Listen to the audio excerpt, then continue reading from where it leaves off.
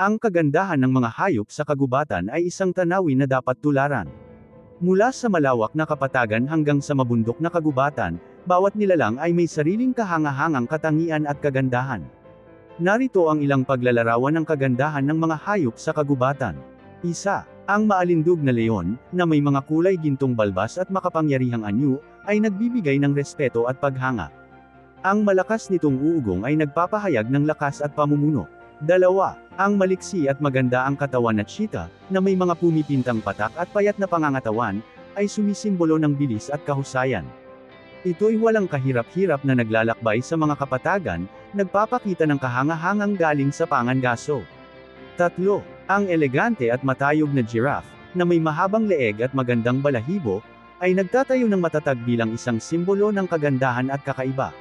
Ang malumanay nitong pag-uugali at kataasan ng katawan ay nagbibigay ng kahangahangang tanawin sa mga kapatagan ng Afrika. 4. Ang makulay na pabo, na may mga kislap na mga balahibo at magarbong pagpapakita, ay nagpapahayag ng kagandahan at kadakilaan. Ang kanyang napakagandang mga bulaklak ay nagpapangiti sa mga mata ng mga taong nakakakita.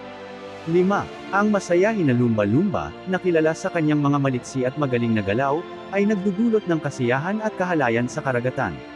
Ang kanyang makinis na hugis at matalinong mga mata ay nagpapahanga sa mga puso ng lahat ng nakakaeksena nito. 6. Ang marangal na agila, na lumilipad ng mataas sa ibabaw ng mga bundok, ay sumisimbolo ng kalayaan at lakas. Ang matulis nitong paningin at malawak na pakpak ay nagpapahayag ng kapangyarihan at katatagan. 7.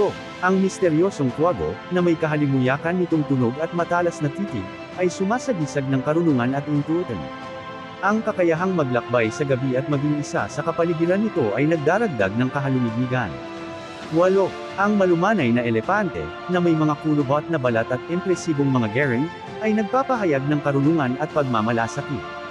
Ang kanilang pamilyar na ugnayan at malasakit sa kanilang mga anak ay nagbibigay inspirasyon at paghanga. 9. Ang makulay na paru-paro, na may maliliit na pakpak at magagandang disenyo, ay lumilipad sa himpapawid na parang isang obra ng sining. Ang pagbabago nito mula sa isang simpleng uod patungo sa isang magandang paru-paro ay sumisimbolo ng kagandahan at pagbabago. 10.